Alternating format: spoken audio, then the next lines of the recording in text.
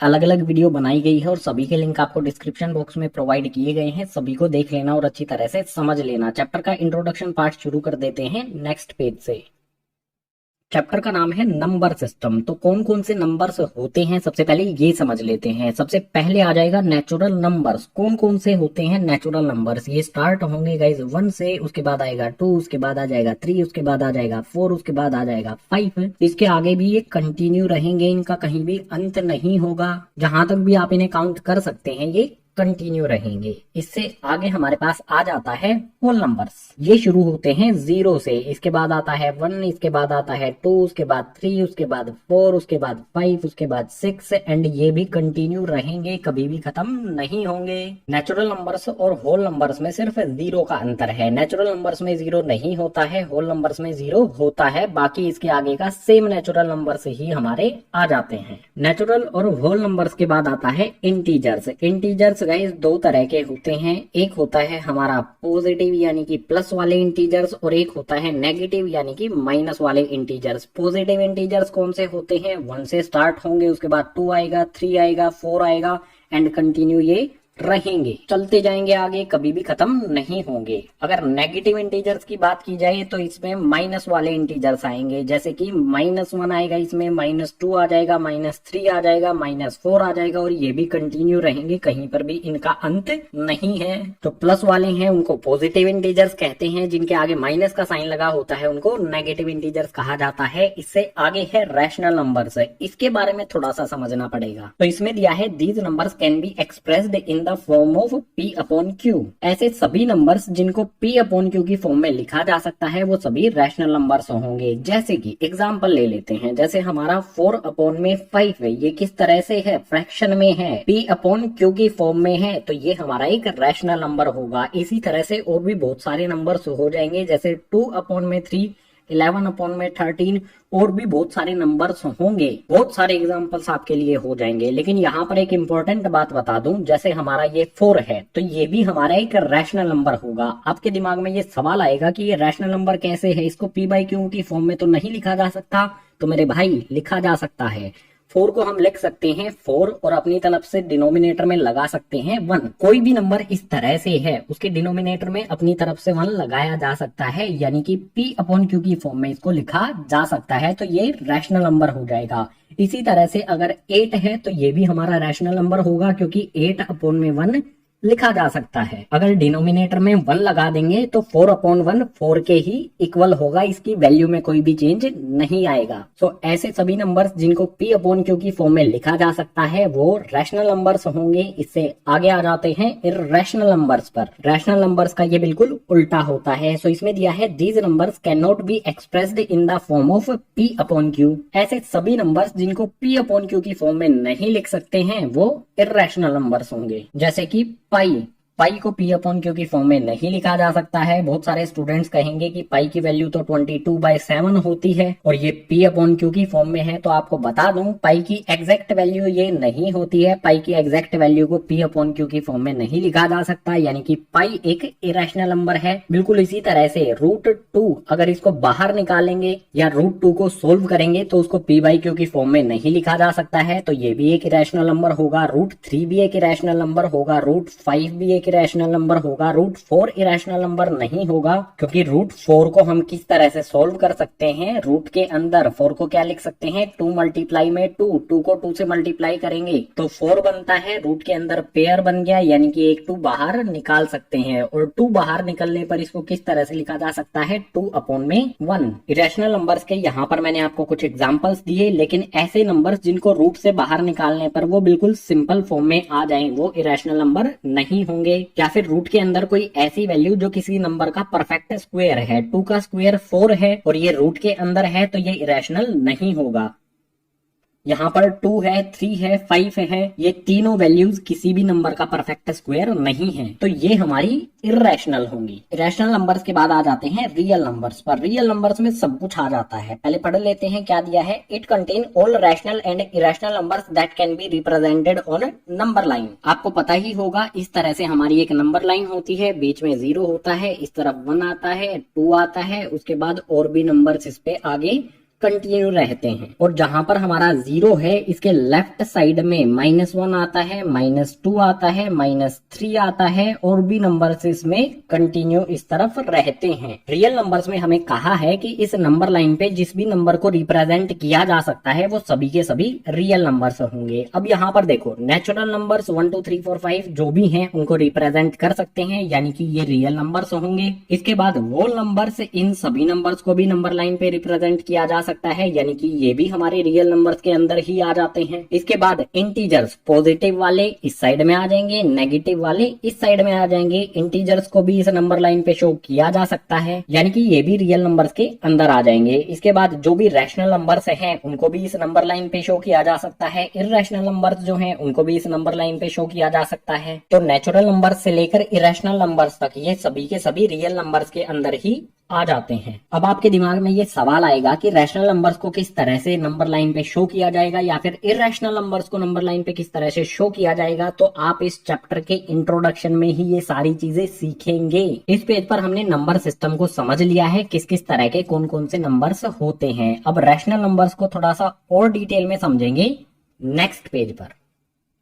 Rational numbers के बारे में पीछे वाले पेज पर आपको बता दिया है, ये P/Q की फॉर्म में होते हैं। इनसे रिलेटेड एक्सरसाइज 1.1 में किस तरह के क्वेश्चंस दिए गए हैं और उनको किस तरह से सोल्व करना है, सारी चीजें समझ लेते हैं इस वाले पेज पे। एग्जांपल ले लेते हैं। यहाँ पर हमें एग्जांपल में दिया है find 5 rational numbers between 2/5 and 3/5। अगर हमें कोई भी 2 रैशनल नंबर दिए हों और उनके बीच में कुछ रैशनल नंबर से ही हमें फाइंड करने हैं, तो ये कैसे किया जाता है इसको समझ लो। सबसे पहले जो भी रैशनल नंबर दिए गए हैं उनको लिखेंगे। यहाँ पर हमारा पहला रैशनल नंबर 2/5 लिख लेंगे। उसके बाद कुछ दूरी पर 3/5 हमारा दूसरा रैशनल नंबर भी लिख लेंगे। इन दोनों के बीच में कोई भी 5 रैशनल नंबर हमें पता लगाने हैं, तो 5 से कोई भी एक बड़ा नंबर ले लो। लाइक 5 से बड़ा क्या होता है, 6 होता है। तो 6 को इसमें ऊपर और नीचे मल्टीप्लाई कर दो। बिल्कुल इसी तरह से सेकंड वाले में भी ऊपर और नीचे मल्टीप्लाई कर दो। मल्टीप्लाई करने के बाद मिलेगा क्या, हमें 2 को 6 से मल्टीप्लाई करेंगे तो ये हो जाएगा हमारा 12। 5 को 6 से मल्टीप्लाई करेंगे तो ये हो जाएगा 30। बिल्कुल इसी तरह से यहाँ पर 3 को 6 से मल्टीप्लाई करेंगे तो ये हो जाएगा हमारा 18। उसके बाद नीचे यहाँ पर 5 को 6 से मल्टीप्लाई करेंगे तो ये हो जाएगा हमारा 30। मल्टीप्लाई करने के बाद हमें 2 इस तरह से नंबर मिल जाएंगे। इसके बीच में जो भी रैशनल नंबर्स हैं वो यहाँ पर लिख देंगे, वही हमारा आंसर हो जाएगा। जैसे यहाँ पर 12/30 है, इससे नेक्स्ट नंबर क्या होगा हमारा 13/30। इसके बाद आ जाएगा यहाँ पर 14/30 और इससे नेक्स्ट होगा हमारा 15/30। इसी तरह से आ जाएगा यहाँ पर 16/30 और नेक्स्ट आ जाएगा हमारा 17/30।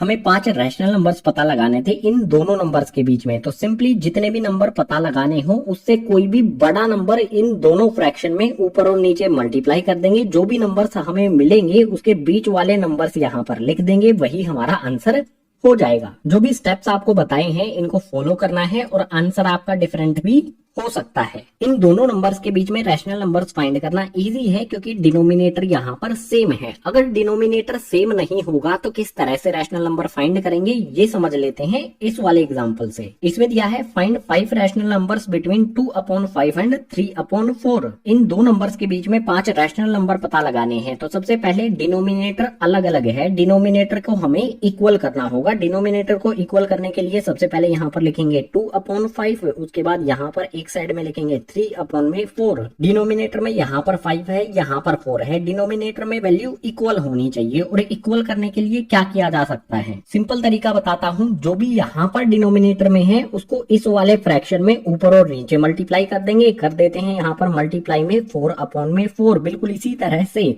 यहाँ पर जो डिनोमिनेटर में वैल्यू है 5, इस वाले फ्रैक्शन में ऊपर और नीचे मल्टीप्लाई कर देंगे 5/5। मल्टीप्लाई करने के बाद मिलेगा क्या, 2 को 4 से मल्टीप्लाई करेंगे ये हो जाएगा हमारा 8। उसके बाद 5 को 4 से मल्टीप्लाई करेंगे तो ये हो जाएगा हमारा 20। इसी तरह से 3 को 5 से मल्टीप्लाई करेंगे तो ये हो जाएगा हमारा 15। उसके बाद डिनोमिनेटर में 4 को 5 से मल्टीप्लाई करेंगे तो ये हो जाएगा हमारा 20। ध्यान से देखने पर पता चलेगा कि डिनोमिनेटर इक्वल हो गया है। जब डिनोमिनेटर इक्वल हो जाए तो 8/20 के बाद कौन सा नंबर आएगा यहाँ पर लिखेंगे उसे 9/20 आ जाएगा। उसके बाद यहाँ पर आ जाएगा हमारा 10/20। उसके बाद यहाँ पर आ जाएगा हमारा 11/20। इससे नेक्स्ट आ जाएगा हमारा 12/20। इससे नेक्स्ट आ जाएगा हमारा 13/20, इससे नेक्स्ट आ जाएगा हमारा 14/20। जो भी हमारे ये दो नंबर थे, सबसे पहले इनके डिनोमिनेटर को हमने इक्वल किया, उसके बाद जो भी हमें वैल्यूज मिली इनके बीच में जो भी रैशनल नंबर बनते थे वो यहाँ पर हमने लिख दिए हैं। अब हमें 5 रैशनल नंबर फाइंड करने थे, लेकिन यहाँ पर हमें 6 मिल जाते हैं, तो एक को रब कर दो तो बचे हुए जो 5 हैं ये हमारा आंसर हो जाएगा। अगर हमें क्वेश्चन में ये दिया होता कि 6 रैशनल नंबर फाइंड करने हैं तो ये भी हम लिख देंगे। इंपॉर्टेंट पॉइंट ये है कि जो भी हमारे रैशनल नंबर्स हमें दिए होंगे उनका डिनोमिनेटर इक्वल होना चाहिए, उसी के बाद रैशनल नंबर फाइंड करना इजी होगा। एक्सरसाइज 1.1 में कुछ इसी तरह के क्वेश्चन आपको दिए होंगे, उनको किस तरह से सोल्व करना है इस वाले पेज पर हमने डिस्कस कर लिया है। अब नेक्स्ट पेज पर इरेशनल नंबर से रिलेटेड किस तरह के क्वेश्चन आएंगे उनको नेक्स्ट पेज पर समझते हैं।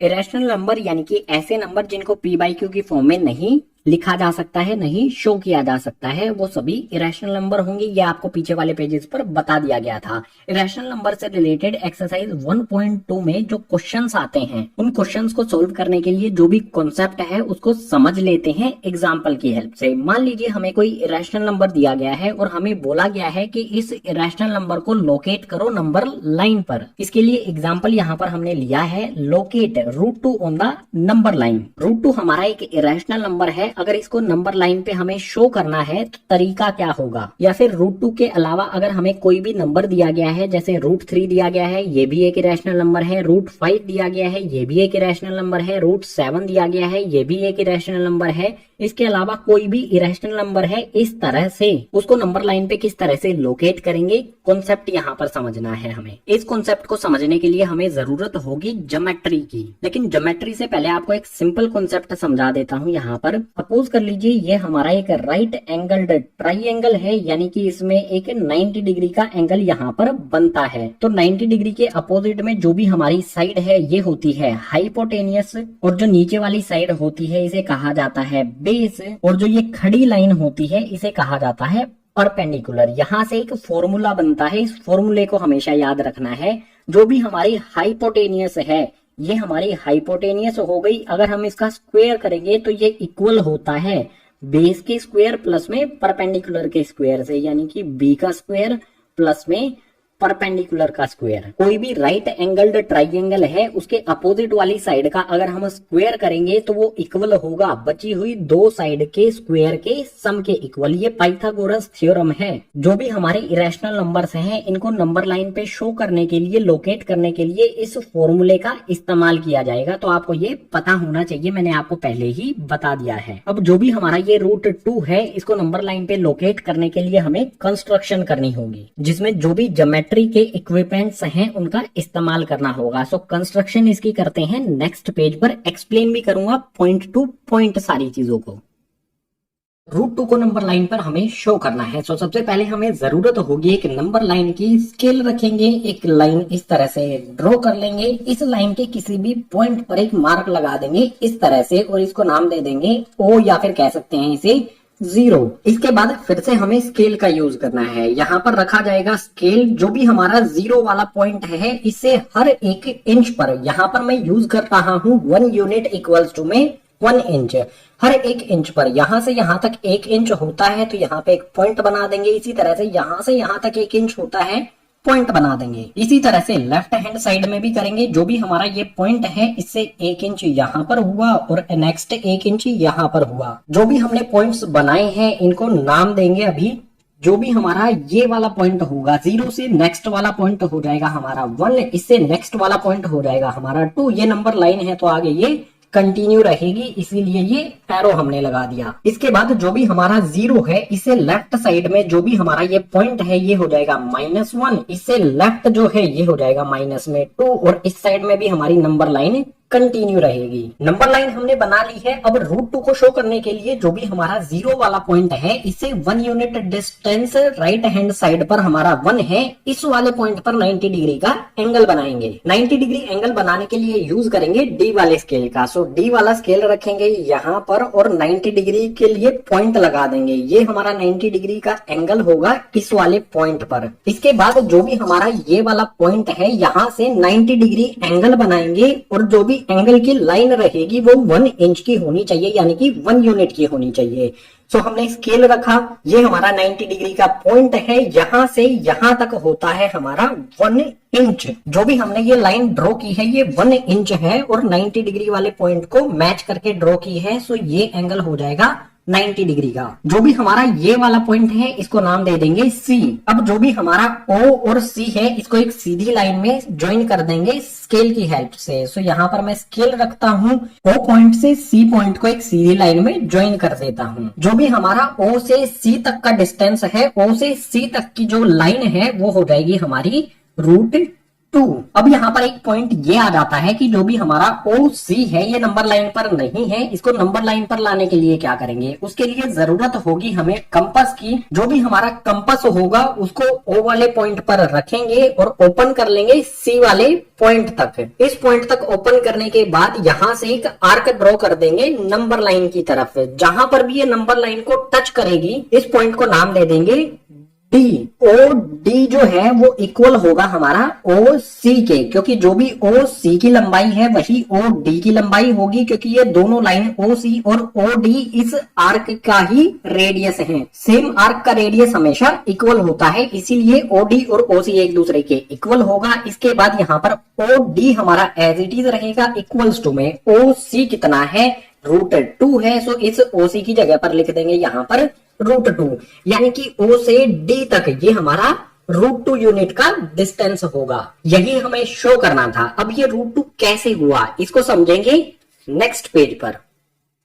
√2 को हमने इस तरह से कंस्ट्रक्ट करके नंबर लाइन पर शो किया है। अगर हमें ये प्रूव करना है कि OC जो हमारा है इसकी लेंथ √2 है तो ये कैसे प्रूव किया जाएगा इसको भी समझ लेते हैं। राइट एंगल्ड ट्राइंगल से रिलेटेड मैंने आपको एक फॉर्मूला बताया था, हाइपोटेनियस का स्क्वायर करने पर वो इक्वल होता है बेस के स्क्वायर के प्लस में परपेंडिकुलर स्क्वायर के। जो भी हमारा ये ट्राइंगल है ये भी एक राइट एंगल्ड ट्राइंगल है, यानी कि इस पे ये फॉर्मूला अप्लाई किया जा सकता है। हम हाइपोटेनियस फाइंड करेंगे, यानी कि OC की लंबाई फाइंड करेंगे। इस वाले ट्राइंगल में हाइपोटेनियस हमारी OC है, तो इस हाइपोटेनियस की जगह पर हम पुट कर देंगे OC। हाइपोटेनियस का स्क्वायर है तो इसकी वैल्यू का भी स्क्वायर हो जाएगा। इसके बाद इक्वल्स का साइन लगा लेंगे। यहाँ पर है B स्क्वायर यानी कि बेस का स्क्वायर। जो भी हमारा 0 से 1 तक का डिस्टेंस है, कितना डिस्टेंस लिया था हमने, यहाँ से यहाँ तक हमारा डिस्टेंस था 1 यूनिट या फिर कह सकते हैं 1 इंच। इस ट्राइंगल का जो भी ये बेस है इसकी वैल्यू है 1 इंच। सो इस B यानी कि बेस की जगह पर इसकी वैल्यू पुट करेंगे जो कि है 1। बेस का स्क्वायर है तो इसकी वैल्यू का भी स्क्वायर हो जाएगा। इसके बाद प्लस का साइन लगा लेंगे। यहाँ पर है हमारे पास है परपेंडिकुलर का स्क्वायर। इस वाले ट्राइंगल में हमारा परपेंडिकुलर क्या है, जो भी हमारा ये पॉइंट है इस पे जो ये वर्टिकल लाइन है ये हमारा परपेंडिकुलर है। और ये हमने कितना ड्रॉ किया था, ये भी हमारा नंबर लाइन से लेकर C पॉइंट तक 1 इंच ही था, यानी कि इस परपेंडिकुलर की जो भी वैल्यू है वो 1 होगी। सो इस P यानी कि परपेंडिकुलर की जगह पर इसकी वैल्यू 1 पुट करेंगे। परपेंडिकुलर का स्क्वायर है तो इसकी वैल्यू का भी स्क्वायर करेंगे। अब इसे सोल्व करेंगे तो जो भी हमारा हाइपोटेनियस यानी कि OC है इसकी वैल्यू हमें पता चलेगी। सोल्व करते हैं इसे, तो इस साइड में हमारा OC square as it is रहेगा इक्वल्स टू में 1 का स्क्वायर, इसका मतलब होगा 1 को 1 से मल्टीप्लाई करना। 1 को 1 से मल्टीप्लाई करेंगे 1 ही रहेगा। प्लस का साइन लगाएंगे, यहाँ पर भी 1 का स्क्वायर है तो ये भी हमारा 1 रहेगा। इससे नेक्स्ट यहाँ पर OC का स्क्वायर एज इट इज आ जाएगा इक्वल्स टू में यहाँ पर 1 प्लस में 1 ये हो जाएगा हमारा 2।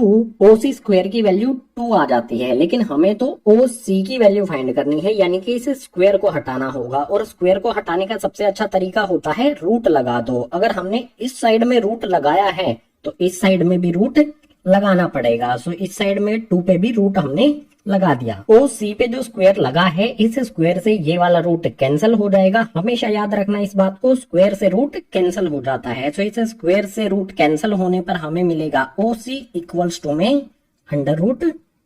अगर हम कोई ऐसा ट्राइंगल ड्रॉ करें जिसका बेस 1 यूनिट है और उसका परपेंडिकुलर भी 1 यूनिट है, तो जो हमारा हाइपोटेनियस होगा ये वाली साइड होगी वो √2 के इक्वल होगी। इसी कॉन्सेप्ट का यूज करके हमने यहाँ पर OC की जो लंबाई है वो √2 रखी है। √2 के अलावा बहुत सारे नंबर्स हैं, जैसे कि √3, इसके बाद √5, इसके बाद √7। इसी तरह के जो भी नंबर्स हैं, इरेशनल नंबर्स हैं, आप उनको ट्राई कर सकते हो नंबर लाइन पर लोकेट करने का। अगर अगर इनको रिप्रेजेंट करने से रिलेटेड आपका कोई डाउट होता है तो एक्सरसाइज 1.2 की वीडियो देख लेना कंप्लीट, कोई भी डाउट आपका नहीं रहेगा। इस टाइप की कई सारी प्रॉब्लम्स एक्सरसाइज 1.2 में है, सभी को एक एक करके सोल्व करेंगे तो आपका डाउट क्लियर हो जाएगा। तो इरेशनल नंबर को नंबर लाइन पर किस तरह से रिप्रेजेंट करना है ये भी हमने समझ लिया है, और जो भी हमारी वैल्यू आएगी नंबर लाइन पर वो कैसे आई है ये भी हमने समझ लिया है। इसी के साथ ये वाला कॉन्सेप्ट हो जाता है कंप्लीट। अब नेक्स्ट पेज पर इंट्रोडक्शन का जो नेक्स्ट कॉन्सेप्ट है डेसिमल एक्सपेंशन, उसको स्टार्ट करते हैं। डेसिमल एक्सपेंशन इस चैप्टर का एक इंपॉर्टेंट पार्ट होता है। सो डेसिमल एक्सपेंशन क्या होता है? जब किसी फ्रैक्शन को सोल्व करेंगे तो हमारा आंसर डेसिमल की फॉर्म में आएगा, उसी को डेसिमल एक्सपेंशन कहेंगे इस फ्रैक्शन का। डेसिमल एक्सपेंशन के टोटल 3 टाइप होते हैं। तीनों टाइप्स को समझने के लिए यहाँ पर हम 3 प्रॉब्लम्स को सोल्व करेंगे। सबसे पहले है 7/8, इसका मतलब होगा 7 को 8 से डिवाइड करना। इसी तरह से 10/3 का मतलब होगा 10 को 3 से डिवाइड करना, और यहाँ पर √2 इक्वल्स टू में, इसका मतलब होगा इस रूट को हटाना, या फिर ये भी कह सकते हैं कि ये किस वैल्यू का परफेक्ट स्क्वायर है ये पता लगाना। और ये पता लगाने के लिए यूज किया जाता है लॉन्ग डिवीजन मेथड, जो आप क्लास 8 में पढ़ चुके हैं। सो जो भी हमारी ये तीनों प्रॉब्लम्स हैं इनको फटाफट से आपके लिए सोल्व कर देता हूँ, उसके बाद समझ पाएंगे डेसिमल एक्सपेंशन के तीनों टाइप्स के बारे में। जो भी हमारी ये तीनों प्रॉब्लम्स थी तीनों को हमने सोल्व कर लिया है। 7/8 को सोल्व करने पर आया हमारा 0.875, जिसको हम लिख सकते हैं 0.875। इसका डेसिमल एक्सपेंशन होगा ये। बिल्कुल इसी तरह से 10/3 को जब हमने सोल्व किया तो हमारा आंसर आया 3.33। इसमें 3 रिपीट होता रहेगा। आप इसको देख सकते हो, 10 में से 9 को माइनस करेंगे 1 आ जाएगा, 0 लगाएंगे, फिर से 3 के टेबल में 3 टाइम्स पर आ जाएगा 9, फिर से करेंगे 1 आ जाएगा, फिर 9 आएगा, फिर 1 आ जाएगा, इसके पीछे 0 लगाएंगे, फिर 3 3 9 आ जाएगा। और ये कैलकुलेशन हमारी कंटिन्यू रहेगी, कभी भी ये कैलकुलेशन कंप्लीट नहीं होगी, यानी कि हमारा आंसर 3.3333 चलता रहेगा, कभी भी ये एंड नहीं होगा। इसके बाद जो भी हमारा ये √2 है इसको सोल्व करेंगे लॉन्ग डिवीजन मेथड से, तो हमारा आंसर कुछ इस तरह से आएगा 1.414। यहाँ तक ही हमने कैलकुलेट किया है, उसमें कुछ भी रिपीट नहीं होगा। इसके आगे सोल्व करेंगे तो यहाँ पर आ जाएगा 2, उसके बाद आ जाएगा 1, उसके बाद आ जाएगा 3, उसके बाद आएगा 5, उसके बाद आएगा 6, उसके बाद आएगा 2, उसके बाद आएगा 3, उसके बाद 7। इस कैलकुलेशन में जो भी हमारा आंसर आएगा उसमें कोई भी पैटर्न या फिर कोई भी वैल्यू रिपीट नहीं होगी, और जो भी हमारी ये कैलकुलेशन है ये कंटिन्यू रहेगी, इसका कहीं पर भी एंड नहीं होगा। डेसिमल एक्सपेंशन में हमने 3 अलग अलग चीजें देखी। एक ऐसा डेसिमल एक्सपेंशन जो हमें एक परफेक्ट आंसर दे देता है, फ्रैक्शन को सोल्व करने पर रिमाइंडर 0 दे देता है। तो इस टाइप का जो डेसिमल एक्सपेंशन होगा उसे कहा जाएगा टर्मिनेटिंग डेसिमल एक्सपेंशन, जहां पर हमें परफेक्ट आंसर मिल जाए, रिमाइंडर 0 हो जाए। इसके बाद सेकंड कंडीशन में जो हमें आंसर मिला है इसमें 3 रिपीट हो रहा है, और इस कैलकुलेशन में हमारा रिमाइंडर कभी भी 0 नहीं होगा। तो इस टाइप के डेसिमल एक्सपेंशन को कहा जाएगा non terminating repeating decimal expansion. इसमें कुछ भी टर्मिनेट नहीं होगा, कैलकुलेशन हमारी कंटिन्यू रहेगी, लेकिन सारी चीजें यहाँ पर रिपीट होंगी। आंसर में यहाँ पर 3 कंटिन्यू रहेगा, इसीलिए इसे कहेंगे नॉन टर्मिनेटिंग, यानी कि कभी भी खत्म नहीं होगा। और रिपीटिंग यानी कि जो भी आंसर है हमारा, जो भी वैल्यू है वो रिपीट होती रहेगी बार बार, हर बार। डेसिमल के बाद कोई वैल्यू रिपीट होती है तो उसको लिखने का एक तरीका होता है, इस तरह से हम इसको लिख सकते हैं 3.3। जो भी वैल्यू हमारी रिपीट होती है, 3333 डेसिमल के बाद रिपीट होता है तो हम 3 पे बार लगा सकते हैं, इस तरह से एक छोटी सी लाइन लगा सकते हैं। इसका मतलब होगा कि 3 इसके आगे कंटिन्यू हो रहा है, इसका कहीं पर भी एंड नहीं है। इस तरह से भी लिख सकते हैं, इसके आगे डॉट डॉट डॉट लगा सकते हैं, या फिर 3 पे बार भी लगा सकते हैं। इसके बाद थर्ड कंडीशन में जो डेसिमल एक्सपेंशन हमारे सामने है, इसमें ना तो कुछ रिपीट होता है और ना ही ये कभी टर्मिनेट होगा, ये वैल्यूज आगे कंटिन्यू रहेंगी जैसे जैसे हम इसको आगे परफॉर्म करते रहेंगे। सो इस तरह के डेसिमल एक्सपेंशन को कहा जाता है non terminating non repeating decimal expansion. दोबारा से रिवाइज करा देता हूं फटाफट से। ऐसा डेसिमल एक्सपेंशन जिसमें कुछ भी रिपीट ना हो, कहीं पर एंड हो जाए, उसे कहेंगे टर्मिनेटिंग डेसिमल एक्सपेंशन। इसके बाद सेकंड टाइप का डेसिमल एक्सपेंशन में वैल्यूज रिपीट होती हैं डेसिमल के बाद, कहीं पर भी वो खत्म नहीं होंगी, रिपीट होती रहेंगी, तो इस टाइप के डेसिमल एक्सपेंशन को कहेंगे non terminating repeating decimal expansion. Third type का डेसिमल एक्सपेंशन, इसमें कुछ भी रिपीट नहीं होगा और जो भी वैल्यूज हैं वो कंटिन्यू रहेंगी, तो इस टाइप के डेसिमल एक्सपेंशन को कहेंगे नॉन टर्मिनेटिंग नॉन रिपीटिंग। अब यहाँ पर आपको एक इम्पोर्टेंट बात बता देता हूँ, जो हमारे रैशनल नंबर्स होते हैं उनका डेसिमल एक्सपेंशन कैसा होता है। उनका डेसिमल एक्सपेंशन या तो टर्मिनेटिंग होता है या फिर नॉन टर्मिनेटिंग रिपीटिंग होता है। और जो हमारे इरेशनल नंबर्स होते हैं उनका decimal expansion non terminating non repeating ही होता है। अगर किसी वैल्यू का डेसिमल एक्सपेंशन टर्मिनेटिंग हो तो रैशनल होगा, नॉन टर्मिनेटिंग रिपीटिंग हो तो वो भी रैशनल होगा। और अगर किसी वैल्यू का decimal expansion non terminating non repeating है तो उसको कहेंगे इर्रेशनल। अब रैशनल नंबर्स में जो भी हमारा ये डेसिमल एक्सपेंशन हमें मिला है इसको p बाई क्यू की फॉर्म में किस तरह से लिखा जाएगा इसको समझ लेते हैं नेक्स्ट पेज पर। टर्मिनेटिंग डेसिमल एक्सपेंशन और non terminating repeating decimal expansion, अगर हम उन दोनों डेसिमल एक्सपेंशंस को p बाई क्यू की फॉर्म में लिखना चाहें तो कैसे लिखेंगे ये समझना है हमें इस वाले पेज पर। पहले टर्मिनेटिंग डेसिमल एक्सपेंशन को समझ लेते हैं। सो पीछे वाले पेज पर टर्मिनेटिंग डेसिमल एक्सपेंशन था 0.875। इसको p बाई क्यू की फॉर्म में लिखने के लिए क्या करेंगे, ये आपको पहले से आता होगा, मुझे ये उम्मीद है आपसे। अगर नहीं आता है तो बहुत आसान है, जो भी हमारे डेसिमल के बाद की वैल्यूज हैं उनको लिख लेंगे यहाँ पर 875 और इसके डिनोमिनेटर में हम लिखेंगे 1। उसके बाद हमें आना है इस वाली वैल्यू पर। डेसिमल के बाद कितनी वैल्यूज यहाँ पर आती हैं, कितनी डिजिट्स आती हैं, 1 2 3। 1 लिखने के बाद जितनी भी डिजिट्स आती हैं उतनी ही यहाँ पर 0 लगा दी जाएंगी। 3 वैल्यूज यहाँ पर हैं तो 3 0 हमने लगा दी हैं। डेसिमल के बाद अगर 2 वैल्यूज होंगी तो 2 0 लगेंगी, 1 वैल्यू होगी तो 1 0 लगेगी। डेसिमल के बाद जितनी भी वैल्यूज होंगी उतनी ही 0 1 के पीछे हम लगाएंगे। इसके बाद ऊपर और नीचे वाली वैल्यूज को कैंसिल करेंगे। 125 के टेबल में 7 टाइम्स पर आ जाता है 875। उसके बाद 125 के टेबल में 8 टाइम्स पर आता है 1000। अगर आपको 125 का टेबल नहीं आता है तो आप इसे छोटी वैल्यू से भी कैंसिल कर सकते हैं। 5 से ट्राई कर सकते हैं, 25 से ट्राई कर सकते हैं। जब आप कंप्लीट कैंसिल कर लेंगे तो ऊपर 7 मिलेगा, नीचे 8 मिलेगा। जो भी हमारा ये डेसिमल एक्सपेंशन है इसके p बाई क्यू की फॉर्म हो जाएगी 7 अपॉन में 8। और जब हम 7 को 8 से डिवाइड करेंगे तो आपको पता है यही हमें डेसिमल एक्सपेंशन मिल जाएगा 0.875। तो कोई भी टर्मिनेटिंग डेसिमल एक्सपेंशन हो उसको p बाई क्यू की फॉर्म में इस तरह से लिखा जा सकता है। और कोई भी हमारा फ्रैक्शन हो तो उसको डेसिमल एक्सपेंशन में कैसे चेंज करना है ये मैंने आपको पीछे वाले पेज पर बता दिया था। टर्मिनेटिंग डेसिमल एक्सपेंशन के लिए बहुत इजी है, लेकिन non terminating repeating decimal expansion हो उसको p बाई क्यू की फॉर्म में कैसे लिखना है इसको समझने के लिए एक एग्जाम्पल लेंगे। यहाँ पर एग्जाम्पल में है एक्सप्रेस 0.3 इक्वल्स टू में 0.33 and so on in the form of p by Q. जो भी हमारा 0.333 है इसको p बाई क्यू की फॉर्म में लिखना है हमें। ये किस तरह का डेसिमल एक्सपेंशन है, नॉन टर्मिनेटिंग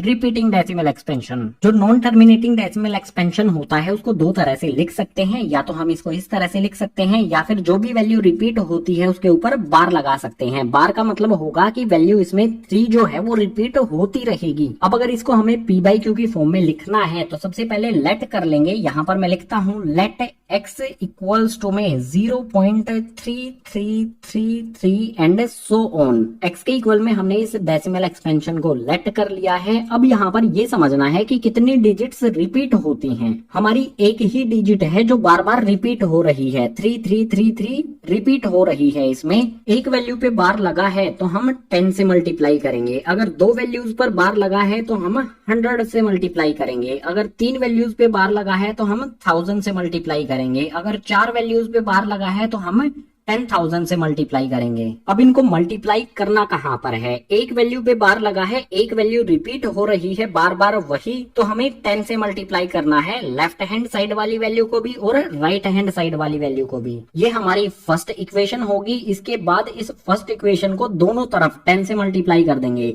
यहाँ पर x है, 10 से मल्टीप्लाई करेंगे तो ये हो जाएगा हमारा 10x इक्वल्स का साइन लगा लेंगे 0.333 एंड सो ऑन। इसको 10 से मल्टीप्लाई करेंगे तो जो ये डेसिमल है ये इस तरफ शिफ्ट हो जाएगा। 10 से मल्टीप्लाई करने पर हमें मिलेगा 3.3333 एंड सो ऑन। ये हमारी सेकेंड इक्वेशन हो जाएगी। अब जो भी हमें सेकेंड इक्वेशन मिली है इस सेकेंड इक्वेशन में से फर्स्ट इक्वेशन को माइनस करेंगे। सो सेकेंड इक्वेशन को यहाँ पर ऊपर लिख लेता हूँ 10x इक्वल्स टू में 3.3333 एंड सो ऑन। इसमें से हमें फर्स्ट इक्वेशन को माइनस करना है, तो जो भी हमारी ये फर्स्ट इक्वेशन है इसके नीचे यहाँ पर लिख देता हूं। फर्स्ट इक्वेशन है हमारी x इक्वल्स टू में 0.3333 एंड सो ऑन। माइनस करना बहुत सिंपल है। पहले लेफ्ट हैंड साइड वाले टर्म्स को देख लेते हैं। 10x में से x को माइनस करेंगे तो मिलेगा हमें यहाँ पर 9x इक्वल्स का साइन लगा लेंगे। उसके बाद 3 में से 0 को माइनस करेंगे तो यहाँ पर आ जाएगा हमारा 3। उसके बाद डेसिमल के बाद देखो 333 एंड सो ऑन, यहाँ पर भी 333 एंड सो ऑन। डेसिमल के बाद वाली वैल्यूज बिल्कुल सेम है, यानी कि 0.333 में से 0.333 को माइनस करेंगे तो हमें 0 मिलेगा। सिंपल सी बात है, 3 में से 0 को माइनस करेंगे 3 आ जाएगा। उसके बाद इन वाली वैल्यूज में से इन वाली वैल्यूज को माइनस करेंगे तो 0 आ जाएगा, या फिर कुछ भी लिखने की जरूरत नहीं है। अब यहाँ से x की वैल्यू फाइंड कर लेंगे। x की वैल्यू फाइंड करने के लिए x एज इट इज रहेगा इक्वल्स टू में आ जाएगा 3, जो भी x के साथ 9 मल्टीप्लाई में है दूसरी तरफ शिफ्ट करेंगे तो यहाँ पर आ जाएगा डिवाइड में। 3 के टेबल में 3 आता है 1 टाइम पर और 3 के टेबल में 9 आता है 3 टाइम्स पर। जो भी हमारा x है इसकी वैल्यू आ जाती है 1/3। स्टार्टिंग में हमने लेट किया था कि ये x के इक्वल है। ये डेसिमल एक्सपेंशन है, नॉन टर्मिनेटिंग रिपीटिंग, x के इक्वल है और x की वैल्यू हमें मिलती है 1/3, यानी कि इस डेसिमल एक्सपेंशन की p/q वाली फॉर्म हो जाएगी 1/3। जो भी मेथड मैंने आपको ये बताया है, इस मेथड से non terminating repeating decimal expansions को p/q की फॉर्म में लिखा जा सकता है। सबसे पहले जो भी डेसिमल एक्सपेंशन होगा उसको x के इक्वल लेट कर लेंगे। जितनी वैल्यूज पर बार लगा है, जितनी वैल्यूज रिपीट हो रही हैं, एक वैल्यू रिपीट होगी तो 10 से मल्टीप्लाई करेंगे, 2 वैल्यूज रिपीट हो रही होंगी तो 10 से, 3 वैल्यू होंगी तो 1000 से, और 4 वैल्यू हो रही होंगी तो 10,000 से मल्टीप्लाई किया जाएगा। यहाँ पर 3 हमारी जो वैल्यू है ये बार बार रिपीट हो रही है, एक ही वैल्यू बार बार रिपीट हो रही है तो 10 से हमने इधर और इधर मल्टीप्लाई कर दिया। उसके बाद इस इक्वेशन में से इस इक्वेशन को माइनस कर दिया और x की वैल्यू हमने फाइंड कर ली। वही हो जाएगा इस डेसिमल एक्सपेंशन की p/q वाली फॉर्म। डेसिमल एक्सपेंशन क्या होता है, किस किस टाइप का होता है, डेसिमल एक्सपेंशन को p/q की फॉर्म में कैसे लिखा जाता है, या फिर p/q की फॉर्म को डेसिमल एक्सपेंशन में कैसे चेंज किया जाता है, सभी चीजें डेसिमल एक्सपेंशन से रिलेटेड हमने यहाँ पर समझ ली है। अब चैप्टर का जो भी नेक्स्ट कॉन्सेप्ट है उसके लिए मूव करते हैं अगले पेज पर। Representing real numbers on number line. किसी भी रियल नंबर को नंबर लाइन पे शो किस तरह से किया जाएगा, रिप्रेजेंट किस तरह से किया जाएगा, इसको समझने के लिए एक एग्जांपल ले लेते हैं। जो स्टेप्स हम एग्जांपल में फॉलो करेंगे, क्वेश्चंस में भी आप यही स्टेप फॉलो करना। बिल्कुल सिंपली रिप्रेजेंट हो जाएगा कोई भी रियल नंबर नंबर लाइन पर। एग्जाम्पल में हमारे पास यहाँ पर है represent 5.37 on number line up to 5 decimal places. हमें एक नंबर दिया गया है 5.37। ध्यान से देखोगे तो 37 के ऊपर बार भी लगा है। इस नंबर को 5 डेसिमल प्लेसेस तक हमें किसी भी नंबर लाइन पर शो करना है, रिप्रेजेंट करना है। सबसे पहले जो भी हमारा ये नंबर है इसको 5 डेसिमल प्लेसेस तक लिखेंगे, और 5 डेसिमल प्लेसेस तक हमारा नंबर क्या बनेगा एक साइड में यहाँ पर लिख लेते हैं। नंबर हो जाएगा हमारा सबसे पहले तो 5.37 यहाँ पर लिखेंगे। जो भी हमारा डेसिमल है उसके बाद यहाँ पर 5 नंबर्स आने चाहिए, और यहाँ पर 37 के ऊपर बार लगा है। इसका मतलब है कि यहाँ पर 37 रिपीट होगा। 37 के बाद फिर से आ जाएगा 37। देखो यहाँ पर कितने डिजिट हो गए हैं, 4 डिजिट हो गए हैं। डेसिमल के बाद हमें कितने चाहिए, 5 डेसिमल प्लेसेस तक करना है। तो उसके बाद फिर से 37 रिपीट होगा, लेकिन सिर्फ हम 3 लिखेंगे क्योंकि हमारे जो भी 5 डेसिमल प्लेसेस तक वैल्यू है वो कंप्लीट हो जाती हैं। जो भी हमारा ये नंबर है इसको हमें नंबर लाइन पर रिप्रेजेंट करना है। ये हमारी एक नंबर लाइन है। इस नंबर लाइन की शुरुआत होती है 0 से और ये जाता है 10 तक। हमें रिप्रेजेंट करना है 5.37373। तो सबसे पहले जो भी हमारा ये नंबर है इसका एक डेसिमल लेंगे, 5.3 तक हम लेंगे। 5.3 इस नंबर लाइन पर कहां पर आएगा, 5 और 6 के बीच में आएगा। तो जो भी हमारा ये 5 और 6 के बीच का डिस्टेंस है इसको यहाँ पर जूम इन किया जाएगा। जूम इन करने पर यहाँ पर 5.0 आ जाएगा, यहाँ पर 6.0 आ जाएगा। 5.0 के बाद 5.1, 5.2, 5.3, 5.4, 5.5, 5.6, 5.7, 5.8, 5.9 एंड लास्ट में 6.0 यानी कि 6 आ जाएगा। हमने सिंपली 5 और 6 को जूम किया है। जो भी हमारा ये नंबर था 1 डेसिमल प्लेस तक तो हम इजीली यहाँ पर स्पॉट कर सकते हैं 5.3। अब इसके बाद 1 डेसिमल और ले लेंगे, यहाँ पर हमारा नंबर हो जाएगा 5.37। 5.37 कहाँ पर आएगा? 5.3 और 5.4 के बीच में। तो जो भी हमारा ये 5.3 है और 5.4 का गैप है, इस गैप को जूम करेंगे। 5.3 यहाँ पर हो जाएगा 5.30 और 5.4 हो जाएगा यहाँ पर 5.40। बीच में आ जाएगा 5.31, 5.32, 5.33। इसी तरह से और नंबर्स यहाँ पर आ जाएंगे। हमें कौन सा नंबर चाहिए? 5.37। तो इजीली यहाँ पर स्पॉट किया जा सकता है, ये है हमारा 5.37। 5.37 मिलने के बाद एक डिजिट और बढ़ा के चलेंगे इसमें, जो हो जाएगा हमारा नंबर 5.373। उसके लिए क्या करना होगा? जो भी हमारा 5.37 है इसको और इससे नेक्स्ट वाले को जूम करेंगे। जूम करने के लिए पेज को थोड़ा सा ऊपर कर लेता हूँ। 5.37 और 5.38 को यहाँ पर जूम करेंगे। 5.37 हो जाएगा हमारा 5.370 और 5.38 हो जाएगा हमारा 5.380। 5.37 के बाद यहाँ पर आ जाएगा 5.371, 5.372, 5.373, 5.374। इसी तरह से आगे वाले नंबर्स यहाँ पर आ जाएंगे और लास्ट में आ जाएगा 5.380। ये 3 डेसिमल प्लेसेस तक हमने वैल्यूज फाइंड कर ली हैं, यानी कि 5.373 ये हम इजीली स्पॉट कर सकते हैं। यहाँ पर आप देख सकते हो ये है हमारा 5.373। 3 डेसिमल प्लेसेस तक करने के बाद इसमें नेक्स्ट वाले डिजिट भी इंक्लूड करके रखेंगे, तो हमारा नंबर बनेगा 5.3737। यानी कि डेसिमल के बाद 4 डिजिट आएंगी। अभी तक ये 3 डिजिट तक है। 4 डिजिट तक करने के लिए जो भी हमारा 5.37 है और 5.374 है, इनको जूम करेंगे। 5.373 को जूम करने पर बनेगा ये 5.3730 और 5.374 को जूम करने पर हो जाएगा 5.3740। 4 डेसिमल प्लेसेस तक आ गए हैं और जो बीच की वैल्यूज हैं यहाँ पर एज इट इज आ जाएंगी, जैसा कि हमने ऊपर भी किया था। 4 डेसिमल प्लेसेस तक हमारा नंबर होता है 5.3737। इसे इजीली यहाँ पर स्पॉट किया जा सकता है। 4 डेसिमल प्लेसेस तक जो भी हमारा नंबर है 5.3737, उसको तो इजीली यहाँ पर स्पॉट किया जा सकता है। इससे नेक्स्ट एक स्टेप और करेंगे तो हमारा पूरा का पूरा नंबर 5 डेसिमल प्लेसेस तक नंबर लाइन पर हम शो इसे कर देंगे। और उसको शो करने के लिए पेज को फिर से थोड़ा सा ऊपर करेंगे। 4 डेसिमल प्लेसेस तक हमारा नंबर होता है 5.3737, जो यहाँ पर हमारा आ जाता है। अब जो भी हमारा ये वाला नंबर है और इससे नेक्स्ट वाला नंबर है, इसको जूम करेंगे। यहाँ पर 5.3737 को जूम करेंगे तो ये हो जाएगा 5.37370 और 5.3738 को जूम करेंगे तो ये हो जाएगा 5.37380।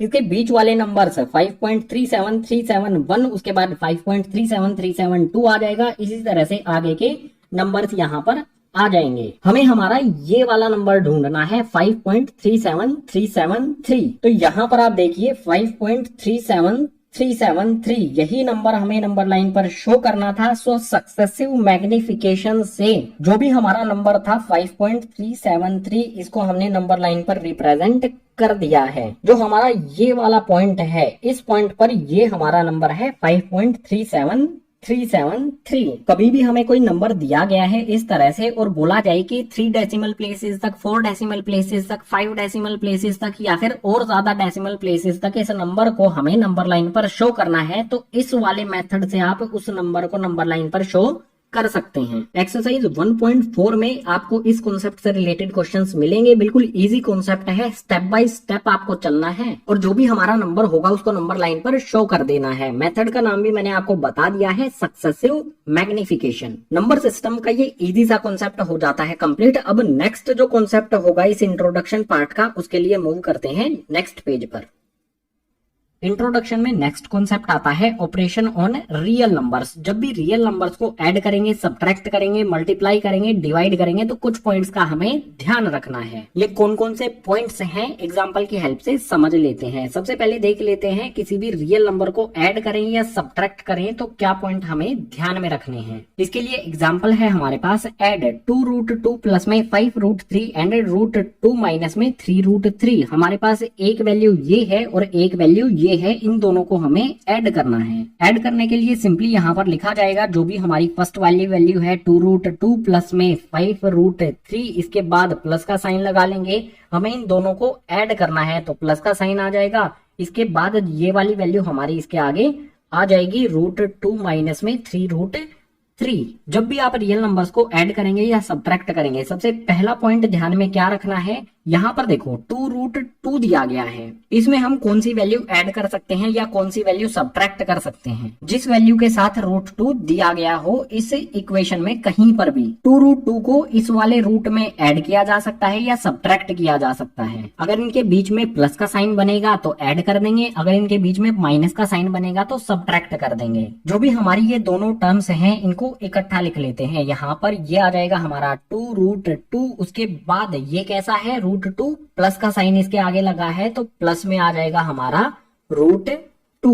इसके बाद यहाँ पर है 5√3, यहाँ पर √3 है तो इस टर्म को किसी ऐसी वैल्यू में या तो ऐड कर सकते हैं या सब्ट्रैक्ट कर सकते हैं जिसमें √3 हो। जैसे यहाँ पर √3 है, 3√3 है, 5√3 को इसमें ऐड या फिर सब्ट्रैक्ट किया जा सकता है। सो यहाँ पर लिख लेते हैं प्लस का 5√3 है, उसके बाद जो भी हमारा ये वाली वैल्यू है इसके आगे है माइनस का साइन, यानी कि माइनस में 3√3। अगर हमें रियल नंबर्स को ऐड करना है या सब्ट्रैक्ट करना है तो ध्यान में ये बात रखना कि जो भी रूट के अंदर वैल्यू है दूसरी टर्म में भी अगर वही वैल्यू है तो उनको ऐड किया जा सकता है या उनको सब्ट्रैक्ट किया जा सकता है। बीच में जो भी साइन होगा वही ऑपरेशन हम करेंगे। 2√2 में √2 ऐड कर देंगे तो ये हो जाएगा हमारा गाइज 3√2। इन दोनों को ऐड करने पर 3√2 आ गया। इसके बाद इनको सोल्व करेंगे, √3 दोनों में है तो सब्ट्रैक्ट किया जा सकता है। 5√3 में से 3√3 को माइनस करेंगे। इजी तरीका बताऊं आपको, 5 में से 3 को माइनस कर लो। 5 में से 3 को माइनस करेंगे तो यहाँ पर हमें मिलेगा 2। उसके बाद जो भी हमारा ये √3 है ये कॉमन यहाँ पर लिख दो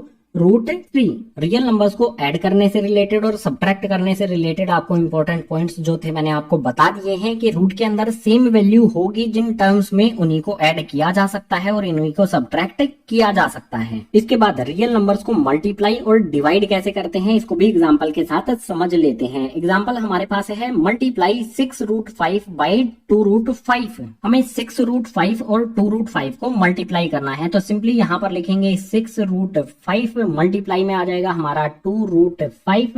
मल्टीप्लाई करने के लिए सबसे पहले जो भी रूट के बाहर वैल्यूज हैं उनको मल्टीप्लाई करेंगे। 6 को यहाँ पर 2 से मल्टीप्लाई करेंगे तो आ जाएगा हमारा 12। उसके बाद यहाँ पर रूट बनाएंगे। रूट के अंदर कौन कौन सी वैल्यूज हैं, यहाँ पर 5 है, यहाँ पर भी 5 है, इनको एक ही रूट के अंदर लिख सकते हैं। 5 मल्टीप्लाई में 5। 6 को 2 से मल्टीप्लाई किया तो 12 आ गया। √5 को √5 से मल्टीप्लाई किया तो रूट के अंदर 5 मल्टीप्लाई 5 आ गया। अब आपको पता ही होगा कि रूट के अंदर अगर पेयर बन जाए तो 5 बाहर आ जाता है, यानी कि यहाँ पर हमारा 12 आ जाएगा और इस रूट के अंदर 5 का पेयर बन गया तो 5 इसमें से बाहर आ जाएगा। जब भी रूट के अंदर पेयर बनता है तो रूट हट जाता है और इनमें से एक वैल्यू बाहर आ जाती है। अब यहाँ पर 12 को 5 से मल्टीप्लाई करेंगे तो ये हो जाएगा 60। जो भी हमारी ये प्रॉब्लम थी इसका आंसर हो गया यहाँ पर 60। अब कुछ चीजें और यहाँ पर आपको एक्सप्लेन कर देता हूँ। सपोज कीजिए हमें कोई वैल्यू दी गई है 2√2, मल्टीप्लाई में दिया गया है 3√5। यहाँ पर क्या है, रूट के अंदर अलग अलग वैल्यूज हैं, इनको भी मल्टीप्लाई किया जा सकता है। ऐड और सब्ट्रैक्ट करने के लिए रूट के अंदर सेम वैल्यू होना जरूरी है, लेकिन मल्टीप्लाई करते समय ये जरूरी नहीं है। अगर इसको सोल्व करेंगे तो सबसे पहले 2 को 3 से मल्टीप्लाई कर लेंगे, 2 3 हो जाएगा 6। उसके बाद एक बड़ा सा रूट बना देंगे जिसके अंदर ये दोनों वैल्यूज आ जाएंगी। √2 को √5 से मल्टीप्लाई करेंगे तो रूट के अंदर आ जाएगा 2 मल्टीप्लाई में 5। इसको सोल्व करेंगे 6, रूट के अंदर क्या होगा, 2 को 5 से मल्टीप्लाई करेंगे तो ये हो जाएगा 10। मल्टीप्लाई वाला कॉन्सेप्ट हमने समझ लिया है। अब एक डिवाइड वाला कॉन्सेप्ट समझ लेते हैं। सपोज कीजिए हमें वैल्यू दी गई है 8√15, रूट के अंदर 15 दिया गया है, इसको हमें डिवाइड करना है 2√3 से। तो हमारा आंसर क्या आएगा, किस तरह से इसको डिवाइड करेंगे। सबसे पहले 2 से 8 को कैंसिल किया जा सकता है, 2 4 होता है 8। उसके बाद रूट के अंदर जो वैल्यू है उससे रूट के अंदर वाली वैल्यू को कैंसिल किया जा सकता है। यहाँ पर 3 है, यहाँ पर 15 है, 3 के टेबल में 15 आता है, यानी कि 3 5 हो जाएगा 15। सोल्व करने के बाद हमारा आंसर क्या आएगा, 4 मिलेगा। ऊपर हमें रूट के अंदर क्या मिला, इसको कैंसिल करने के बाद 5 आ जाता है, तो यहाँ पर आ जाएगा हमारा √5। उसके बाद डिनोमिनेटर में चेक करो, ये वाली वैल्यू भी कैंसिल हो गई, ये वाली वैल्यू भी कैंसिल हो गई, तो डिनोमिनेटर में कुछ भी नहीं मिलेगा। जो भी हमारे रियल नंबर्स हैं उनको ऐड, सब्ट्रैक्ट, मल्टीप्लाई और डिवाइड करने के लिए कुछ इंपॉर्टेंट पॉइंट्स यहाँ पर मैंने आपको बता दिए हैं। अब इससे नेक्स्ट कॉन्सेप्ट जो है उसके लिए मूव करते हैं अगले पेज पर।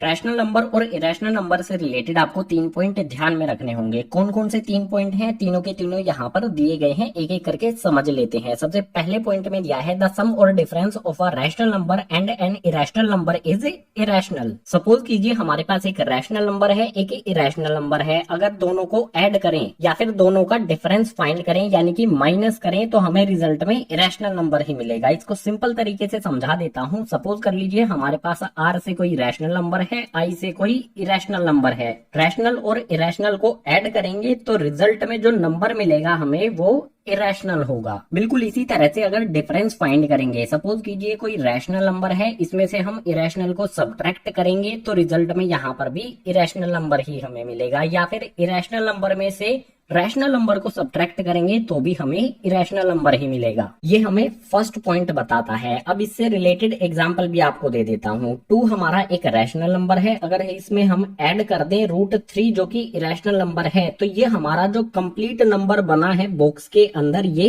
इरेशनल होगा। रैशनल नंबर प्लस में इरेशनल नंबर हमेशा इरेशनल नंबर होता है। इसी तरह से 2 प्लस में √3 की बजाय हम 2 माइनस में √3 करें तो भी ये हमारा इरेशनल नंबर ही होगा, क्योंकि रैशनल नंबर में से इरेशनल नंबर को माइनस करने पर जो रिजल्ट है वो इरेशनल नंबर ही ये हमारा होगा। इसके बाद नेक्स्ट पॉइंट में दिया है द प्रोडक्ट और quotient of a non zero rational number with an irrational number is irrational. हमारे पास एक रैशनल नंबर है और एक इरेशनल नंबर है। अगर उन दोनों का प्रोडक्ट किया जाए यानी कि रैशनल नंबर मल्टीप्लाई में इरेशनल नंबर करेंगे तो रिजल्ट में हमें इरेशनल नंबर मिलेगा। इसी तरह से अगर रैशनल नंबर और इरेशनल नंबर को डिवाइड किया जाए, कंडीशन हमें कुछ इस तरह से दी हो, रैशनल नंबर डिवाइड में इरेशनल नंबर, तो रिजल्ट में हमें इरेशनल नंबर ही मिलेगा। या फिर इस तरह से भी हो सकता है इरेशनल नंबर अपॉन में रैशनल नंबर, तो भी हमारा ये इरेशनल ही होगा। और यहाँ पर एक बात और ध्यान रखनी है, जो भी हमारा रैशनल नंबर होगा इन तीनों कंडीशन में वो 0 नहीं होना चाहिए। इसका एग्जांपल दे देता हूं। जैसे हमारे पास 2 है, इसमें मल्टीप्लाई कर देंगे √3। हमने क्या किया, एक रैशनल नंबर में इरेशनल नंबर मल्टीप्लाई कर दिया तो ये हमारा नंबर बन गया इरेशनल। बिल्कुल इसी तरह से अगर हमारा यहाँ पर 2 है, डिनोमिनेटर में यहाँ पर 3 है, ऊपर रैशनल नंबर है, नीचे इरेशनल नंबर है, तो ये हो जाएगा हमारा इरेशनल नंबर जो भी बॉक्स के अंदर है। जो भी सेकंड पॉइंट में कंडीशन थी उससे रिलेटेड एग्जांपल भी मैंने आपको दे दिए हैं। तो आ जाते हैं थर्ड पॉइंट पर। इसमें है if we add, subtract, multiply और divide two irrational the result may be rational और इरेशनल। हमारे पास 2 इरेशनल नंबर हैं, अगर उनको ऐड करें, सब्ट्रैक्ट करें, मल्टीप्लाई करें या डिवाइड करें तो जो रिजल्ट में नंबर मिलेगा वो रैशनल भी हो सकता है और इरेशनल भी हो सकता है। सिंपल टर्म्स में आप इसे इस तरह से समझ सकते हैं, इरेशनल मल्टीप्लाई में इरेशनल जब करेंगे तो ये नंबर हमारा रैशनल भी हो सकता है या फिर इरेशनल भी हो सकता है। या फिर इरेशनल प्लस में इरेशनल करेंगे तो ये हमारा रैशनल भी हो सकता है और इरेशनल भी हो सकता है। इसी तरह से इरेशनल प्लस में इरेशनल करेंगे तो ये हमारा इस कंडीशन में भी रैशनल या फिर इरेशनल हो सकता है। और इसी तरह से इरेशनल डिवाइड बाय इरेशनल होगा अगर हमारा नंबर, तो इस कंडीशन में भी रैशनल या इरेशनल हो सकता है। आपको एग्जांपल देकर बता देता हूं, अच्छी तरह से आप समझ जाओगे। जैसे यहाँ पर हमारा एक नंबर है √2, इसमें मल्टीप्लाई कर देंगे हम दूसरा इरेशनल नंबर √2 तो रिजल्ट में हमें 2 मिलेगा जो कि एक रैशनल नंबर होगा। इरेशनल नंबर में इरेशनल नंबर मल्टीप्लाई करेंगे तो ये जो हमारा नंबर है ये रैशनल भी हमें मिल सकता है या फिर इरेशनल भी मिल सकता है। इस वाली कंडीशन में रैशनल मिला है। दूसरी कंडीशन अगर देखें तो यहाँ पर मैं लिखता हूँ √2 मल्टीप्लाई में √3, तो हमें मिलेगा यहाँ पर ये रूट के अंदर 2 को 3 से मल्टीप्लाई करेंगे तो इस कंडीशन में हमें यहाँ पर इरेशनल मिलता है। कोई भी 2 इरेशनल नंबर हैं, अगर उनको मल्टीप्लाई करें, प्लस करें, उसके बाद माइनस करें या फिर डिवाइड करें, इन चारों कंडीशंस में हमें जो नंबर मिलेगा, रिजल्ट में जो नंबर मिलेगा वो रैशनल भी हो सकता है और इरेशनल भी हो सकता है। एग्जाम्पल यहाँ पर मैंने आपको दे दिया है। जब भी किसी रैशनल नंबर में इरेशनल नंबर को ऐड करना हो, सब्ट्रैक्ट करना हो, मल्टीप्लाई करना हो या फिर डिवाइड करना हो तो ये तीनों पॉइंट हमें हमेशा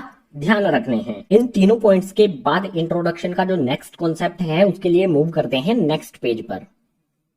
इस पेज पर है सम आइडेंटिटीज। कुछ फॉर्मूले यहाँ पर हैं, इनका इस्तेमाल करेंगे एक्सरसाइज 1.5 के क्वेश्चंस को सोल्व करने के लिए। आपको देखने में लग रहा होगा कि काफी डिफिकल्ट है, लेकिन बहुत आसान आइडेंटिटीज हैं और जब इनको क्वेश्चंस पे अप्लाई करेंगे तो क्वेश्चन और आसान हो जाएगा हमारे लिए। तो एक एक करके सभी आइडेंटिटीज को समझ लेते हैं एग्जाम्पल के साथ। सबसे पहले यहाँ पर दिया है रूट ए बी, ये इक्वल होता है रूट ए रूट बी के। सपोज कर लीजिए हमें रूट के अंदर दिया गया है 2 मल्टीप्लाई में 3, इसको हम इस तरह से भी लिख सकते हैं रूट 2 और रूट 3। रूट के अंदर कोई भी दो वैल्यूज एक दूसरे के साथ मल्टीप्लाई हैं तो उनको अलग अलग रूट के अंदर लिखा जा सकता है। क्वेश्चन में जैसी रिक्वायरमेंट होगी उसी तरह से इनको चेंज कर लेंगे। अगर हमें रूट 2 मल्टीप्लाई 3 से इस तरफ चेंज करना है तो ये भी किया जा सकता है, या फिर अगर हमें रूट 2 मल्टीप्लाई में रूट 3 दिया गया है तो हम उनको इस तरह से भी लिख सकते हैं। जैसा क्वेश्चन में रिक्वायरमेंट है उसी तरह से इसको अप्लाई कर दिया जाएगा। इसके बाद नेक्स्ट है यहाँ पर रूट ए अपॉन में बी, ये इक्वल होता है रूट ए अपॉन में रूट बी के। सपोज कर लीजिए हमें इस तरह से कंडीशन दी गई है, रूट के अंदर 2 अपॉन में 3 है तो हम इसको लिख सकते हैं इस तरह से रूट 2 अपॉन में रूट 3। अगर कोई फ्रैक्शन रूट के अंदर दिया गया है तो उसके न्यूमरेटर पे भी रूट लगा सकते हैं अलग से और डिनोमिनेटर पे भी रूट लगा सकते हैं। इसके बाद थर्ड आइडेंटिटी है रूट ए प्लस में root B root A minus में रूट बी, ये इक्वल होता है ए माइनस बी के। इसको एग्जांपल से समझ लेते हैं। सपोज कीजिए हमें यहाँ पर दिया गया है रूट 5 प्लस में रूट 2 ब्रैकेट के अंदर है, उसके बाद नेक्स्ट वाले ब्रैकेट के अंदर रूट 5 है और माइनस का साइन है रूट 2 आ जाता है। यह हमारा क्वेश्चन कुछ इसी तरह से है, root A plus root B root A minus root B, root 5 plus में रूट 2 रूट 5 माइनस में रूट 2, तो ये इक्वल हो जाएगा किसके, ए माइनस बी के। ए हमारा 5 है और बी हमारा 2 है, तो यहाँ पर आ जाएगा हमारा 5 माइनस में 2, 5 में से 2 को माइनस करेंगे तो आंसर आ जाएगा इस तरह की प्रॉब्लम का हमारा 3। आइडेंटिटी आपको देखने में डिफिकल्ट लग रही होगी, लेकिन क्वेश्चन को इसने कितना आसान बना दिया है ये समझना हमारे लिए जरूरी है। इसके बाद इससे नेक्स्ट आइडेंटिटी दी गई है ए प्लस में रूट बी ए माइनस में रूट बी, तो ये इक्वल होता है ए स्क्वायर माइनस में बी के। जो हमारी इससे पहले वाली आइडेंटिटी है इसी से सिमिलर ये वाली आइडेंटिटी है। इसके लिए भी एग्जाम्पल ले लेते हैं। सपोज कीजिए हमें यहाँ पर दिया गया है 5 प्लस में रूट 2, ए हमारा रूट के अंदर नहीं है और बी हमारा रूट के अंदर है। इसके बाद नेक्स्ट वाला जो ब्रैकेट है उसके अंदर दिया गया है 5 माइनस में रूट 2, ये इक्वल होता है किसके, ए स्क्वायर माइनस में बी के। ए हमारा 5 है तो यहाँ पर आ जाएगा 5 का स्क्वायर, इसके बाद माइनस का साइन लगा देंगे। यहाँ पर है बी, बी हमारा 2 है तो यहाँ पर 2 लिख दिया जाएगा। आप इसको सोल्व कर लेंगे, 5 का स्क्वायर होता है यहाँ पर 25 माइनस 2 एज इट इज आ जाएगा। सोल्व करेंगे 25 माइनस में 2 तो ये हो जाएगा 23 हमारा इस प्रॉब्लम के लिए आंसर। जो भी हमारी ये आइडेंटिटी है इसको किस तरह से अप्लाई करना है एग्जाम्पल भी दे दिया है, तो इससे नेक्स्ट वाली आइडेंटिटी पे चलते हैं। ये भी सिमिलर है प्रीवियस 2 आइडेंटिटी से ही। इस आइडेंटिटी में रूट ए प्लस बी दिया गया है, रूट ए माइनस बी दिया गया है, ये इक्वल होगा ए माइनस में बी स्क्वायर के। इसके लिए भी एग्जाम्पल ले लेते हैं। सपोज कीजिए हमारा रूट 5 यहाँ पर है, उसके बाद प्लस में 2 आ जाता है, यानी कि ये हमारी बी की वैल्यू होगी, प्लस का साइन लगेगा। उसके बाद नेक्स्ट वाले ब्रैकेट में हमारा रूट 5 माइनस में 2 आ जाता है, तो ये इक्वल होगा गाइस a माइनस में b स्क्वायर के। a हमारा 5 है, b हमारा 2 है, तो a की वैल्यू आ जाएगी यहाँ पर 5, उसके बाद माइनस का साइन लगाएंगे, b का स्क्वायर होगा। b की वैल्यू 2 है तो 2 का स्क्वायर यहाँ पर बना देंगे। उसके बाद हमारा आगे सोल्व करने पर आ जाएगा 5 minus sign as it is आएगा, 2 का स्क्वायर करेंगे तो हो जाएगा 4, 5 में से 4 को माइनस करेंगे तो आंसर आ जाएगा हमारा 1। कितना आसान बना दिया है इन आइडेंटिटीज ने इस टाइप के क्वेश्चंस को। इसके बाद इससे नेक्स्ट आइडेंटिटी यहाँ पर आती है रूट ए प्लस में root B root C plus में रूट डी, तो ये इक्वल होता है रूट ए सी प्लस में रूट ए डी प्लस में रूट बी सी प्लस में रूट बी डी। इस आइडेंटिटी को अगर याद नहीं रख सकते हैं तो समझने का तरीका बता देता हूँ। सबसे पहले आप क्या करो, रूट ए को सी से मल्टीप्लाई करो तो हमारा ए सी बन जाएगा। उसके बाद रूट ए को आप डी से मल्टीप्लाई करो तो हमारा AD बन जाएगा। जो भी हमारा रूट ए है उसको इस ब्रैकेट की दोनों वैल्यूज पहले सी से मल्टीप्लाई करेंगे, ए सी, उसके बाद डी से मल्टीप्लाई करेंगे तो ए डी बन जाएगा। इसके बाद जो हमारा रूट बी है, इस रूट बी को सी से मल्टीप्लाई करेंगे, उसके बाद डी से मल्टीप्लाई करेंगे, रूट बी को रूट सी से मल्टीप्लाई करेंगे तो बी सी बन जाएगा, रूट बी को रूट डी से मल्टीप्लाई करेंगे तो बी डी बन जाएगा। पहले रूट ए को इन दोनों वैल्यूज में मल्टीप्लाई करेंगे, उसके बाद रूट बी को इन दोनों वैल्यूज में मल्टीप्लाई करेंगे तो ये आइडेंटिटी हमारी बन जाएगी। अब इस आइडेंटिटी के लिए एक एग्जांपल भी आपके लिए लिख देता हूँ। एग्जांपल में हमारे पास है रूट 2 प्लस में रूट 3, नेक्स्ट वाले ब्रैकेट के अंदर रूट 5 प्लस में रूट 7। इसको सोल्व करेंगे, ये कुछ इसी फॉर्म में हमें दिया गया है तो इस फॉर्म में इसको कन्वर्ट कर देंगे। सबसे पहले वाले ब्रैकेट के अंदर है ए सी, ए हमारा 2 है, सी हमारा 5 है, तो यहाँ पर इसको सोल्व कर लेते हैं। पहले वाले ब्रैकेट के अंदर आ जाएगा 2 मल्टीप्लाई में 5 है, सिंपली यहाँ पर लिखेंगे 2 मल्टीप्लाई में 5 है। इसके बाद यहाँ पर प्लस का साइन लगा देंगे, प्लस साइन के बाद रूट के अंदर है ए डी, ए हमारा 2 है, डी हमारा 7 है, तो यहाँ पर रूट बना लेंगे और इसके अंदर आ जाएगा 2 मल्टीप्लाई में 7। इसके बाद फिर से प्लस का साइन लगा देंगे, प्लस साइन के बाद यहाँ पर है बी सी, बी हमारा 3 है, सी हमारा 5 है, सो रूट के अंदर यहाँ पर आ जाएगा हमारा 3 मल्टीप्लाई में 5, प्लस का साइन लगाएंगे। इसके बाद लास्ट वाले रूट के अंदर आता है बी डी, सो यहाँ पर सबसे पहले तो रूट बना लो। अब हमारा बी क्या है 3 और डी है हमारा 7, यानी कि यहाँ पर आ जाएगा 3 मल्टीप्लाई में 7। अब इसको सोल्व कर लेंगे, रूट हमारा एज इट इज आएगा, 2 को 5 से मल्टीप्लाई करेंगे तो यहाँ पर आ जाएगा 10, उसके बाद प्लस का साइन लगा देंगे, 2 को 7 से मल्टीप्लाई करेंगे तो रूट के अंदर आ जाएगा हमारा 14, इसके बाद प्लस का साइन लगाएंगे, 3 को 5 से मल्टीप्लाई करेंगे तो ये आ जाएगा हमारा रूट के अंदर 15। इसके बाद लास्ट वाले रूट के अंदर 3 मल्टीप्लाई में 7 है, प्लस साइन के बाद 3 को 7 से मल्टीप्लाई करेंगे तो ये हो जाएगा हमारा 21 है। सो जो भी हमारी ये प्रॉब्लम थी उस पे आइडेंटिटी को हमने किस तरह से अप्लाई किया है ये आपको समझ में आ गया होगा। इसको सोल्व कर लेंगे तो आंसर हमें मिल जाएगा। इसके बाद लास्ट वाली आइडेंटिटी सबसे इंपॉर्टेंट हो जाती है, इसको रब कर देता हूँ। लास्ट वाली आइडेंटिटी को आप समझ लो, इसका एग्जाम्पल ले देता हूँ यहाँ पर। लास्ट वाली आइडेंटिटी में root A plus root B का होल स्क्वायर दिया गया है तो ये इक्वल होता है ए प्लस में 2 रूट ए बी प्लस में बी के। इससे रिलेटेड आपको एक एग्जांपल दे देता हूँ। सपोज कीजिए हमें दिया गया है रूट 2 प्लस में रूट 3, इसका होल स्क्वायर किया गया है। ए हमारा फर्स्ट वाले रूट के अंदर होगा यानी कि 2, बी हमारा सेकंड वाले रूट के अंदर होगा यानी कि 3। ए की वैल्यू 2, बी की वैल्यू 3। अब इसको हम सोल्व करेंगे तो हमारा क्या आएगा, सबसे पहले ए आएगा जिसकी वैल्यू हमारी यहाँ पर 2 है तो 2 लिख देंगे, उसके बाद प्लस का साइन लगा लेंगे। जो भी हमारी ये आइडेंटिटी है, फॉर्मूला है, इसमें अलग से यहाँ पर एक 2 आता है, इस वाले 2 को लिख देंगे। इस 2 के बाद रूट बनता है, रूट बना लेंगे यहाँ पर। इस रूट के अंदर ए बी है यानी कि ए मल्टीप्लाई में भी है। ए हमारा 2 है, बी हमारा 3 है, रूट के अंदर ये दोनों मल्टीप्लाई हो जाएंगे, 2 मल्टीप्लाई 3 यहाँ पर आ जाएगा। इसके बाद प्लस का साइन लगा लेंगे, प्लस साइन के बाद यहाँ पर है बी, बी हमारा 3 है तो यहाँ पर लिख देंगे। जो भी हमारी ये प्रॉब्लम थी इस पर हमने आइडेंटिटी अप्लाई कर दी है। अब इसको सोल्व कर लेंगे, सिंपल है। जो हमारी सिंगल वैल्यूज है जैसे यहाँ पर 2 है और 3 है, इन दोनों को ऐड करेंगे तो हो जाएगा 5। इसके अलावा बची हुई हमारी एक टर्म ये वाली है, इसको लिखेंगे 2 आ जाएगा और रूट के अंदर 2 मल्टीप्लाई में 3 है तो ये रूट के अंदर 6 हो जाएगा। जो भी हमारी आइडेंटिटीज थी उनको किस तरह से अप्लाई करना है प्रॉब्लम्स पर, सभी को हमने एग्जाम्पल के साथ समझ लिया है। तो इस चैप्टर का जो भी नेक्स्ट कॉन्सेप्ट है उसके लिए चलते हैं अगले पेज पर। चैप्टर के इंट्रोडक्शन में नेक्स्ट कॉन्सेप्ट आता है रैशनलाइज द डिनोमिनेटर। सपोज कीजिए हमारे पास एक फ्रैक्शन है 1 अपॉन में रूट 2 और जो भी डिनोमिनेटर है ये रूट के अंदर है। डिनोमिनेटर में हमारी कोई भी वैल्यू रूट के अंदर है तो हम उसको इस तरह से नहीं रख सकते हैं, इसका रूट हमें हटाना होगा। डिनोमिनेटर की वैल्यू पे रूट नहीं होना चाहिए। इस रूट को हटाने के लिए इस डिनोमिनेटर को रैशनलाइज किया जाएगा। या फिर सपोज कर लीजिए जो भी पीछे वाले पेज पर आइडेंटिटीज दी गई है, किसी क्वेश्चन पर हम वो आइडेंटिटी अप्लाई करके आंसर फाइंड कर लेते हैं और आंसर में हमें जो भी डिनोमिनेटर की वैल्यू है वो रूट के अंदर मिलती है तो वो हमारा आंसर सही नहीं होगा। डिनोमिनेटर में कोई भी वैल्यू रूट के अंदर नहीं होनी चाहिए, रैशनलाइज करना होगा, उसके बाद हमें हमारा आंसर मिलेगा। अगर हमें कोई वैल्यू इस तरह से दी गई है 1 अपॉन में रूट 2, इसको किस तरह से रैशनलाइज करेंगे। डिनोमिनेटर में सिर्फ एक ही वैल्यू है तो रैशनलाइज करना इजी होता है। रैशनलाइज करने के लिए मल्टीप्लाई का साइन लगाएंगे, जो भी डिनोमिनेटर में वैल्यू है उसको ऊपर और नीचे दोनों जगह पर मल्टीप्लाई कर देंगे। डिनोमिनेटर में रूट 2 है तो ऊपर भी रूट 2 से मल्टीप्लाई करेंगे और नीचे भी रूट 2 से